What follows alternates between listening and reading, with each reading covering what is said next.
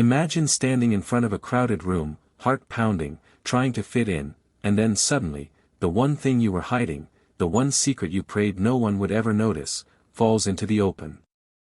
People laugh, eyes pierce, and your world shatters. But what if, in that exact moment of humiliation, a stranger does something that changes everything? Stay with me, because this story will remind you of the power of kindness and courage. Maya was only 17, sitting nervously at the back of her high school auditorium. It was talent show night, the one evening she had secretly prepared for, even though she doubted she belonged there. Ever since the illness last year that took her hair, she had grown used to blending in quietly. The wig she wore wasn't just synthetic strands of hair, it was her shield, her way of pretending she was normal in a world that laughed at anything different. When her name was called, she walked onto the stage clutching the microphone. Her palms sweated, her knees trembled, but she told herself, just sing. Don't think, just sing. Her voice started soft, but within moments the auditorium filled with warmth. Students who never noticed her suddenly turned their heads. Her song cracked slightly from nerves, but it carried emotion so raw that it silenced the room. For once, Maya felt weightless, seen, maybe even accepted. And then it happened. She took one small step forward, the spotlight glaring down on her, and her wig, loose from sweat and nerves, slipped, falling to the floor. There was a gasp, then laughter.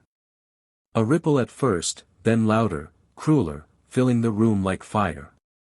Her bald head shone under the harsh light, exposed for everyone to see. Maya froze, tears flooding her eyes. The microphone slipped from her hand with a piercing squeal. She wanted to run. She wanted the ground to swallow her whole. The laughter grew, echoing in her ears, each giggle cutting deeper. She bent down to grab the wig, but her hands shook too much. Whispers carried across the rows, "She's bald, cancer girl, look at her." And then, silence. One man stood up from the crowd. He wasn't a student. He wasn't a teacher. Just a stranger in the back row, wearing a simple brown hat. No one had noticed him all night. He walked slowly, calmly, towards the stage. Every step made the laughter die a little more. When he reached the front, he looked at Maya, not with pity, but with quiet understanding. Without a word, he removed his hat. Underneath was his own bald head, smooth and shining under the lights. Gasps spread through the room. But this time, no one laughed. The stranger spoke into the silence, his voice steady. Beauty isn't measured by what's on our heads, but by what's in our hearts.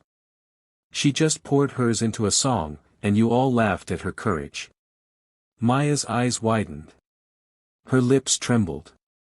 For the first time that night, she didn't feel alone. The auditorium was frozen. Students shifted uncomfortably in their seats, some looking down in shame. The stranger stepped aside, giving Maya space. She stood there, wig still on the floor, and looked out at the faces before her. She could walk away. She could let the moment break her. But then she remembered his words, and something inside her sparked. She picked up the microphone again. Hands still trembling, tears still shining, but voice steady. "I didn't come here tonight to be laughed at," she said softly. "I came here to share something real. I lost my hair because of an illness I didn't choose. But singing makes me feel alive again. And if you can't see past the surface, then maybe the problem isn't me, it's what you're afraid to see in yourselves." The silence was heavier than before. No laughter now. Just eyes, wide and watching. Then Maya began again. This time without the wig, without the shield. She sang from her soul, louder, braver, freer. Her voice cracked with pain, but it soared with truth. By the end, there were no jeers. Only quiet sniffles, claps, and a standing ovation. After the show, students who once ignored her came up to apologize. Teachers whispered praise, humbled. But Maya didn't care about the crowd anymore. She searched for the stranger, the man who had taken off his hat. But he was gone. No name. No explanation.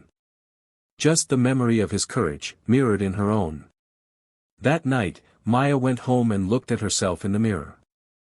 For the first time, she didn't see brokenness. She didn't see shame. She saw strength. She realized something powerful: sometimes, it only takes one act of courage from a stranger to remind us of our worth. But it takes our own choice to believe it, to rise again, and to live boldly. They laughed when her wig fell off. But they stopped when a stranger showed them what true courage looked like. And in that moment, Maya discovered something even greater, that her strength didn't depend on hiding, but on being brave enough to be seen. So, the next time you see someone struggling, remember this: one small act of kindness, one brave choice, can change a life forever. Maybe even yours.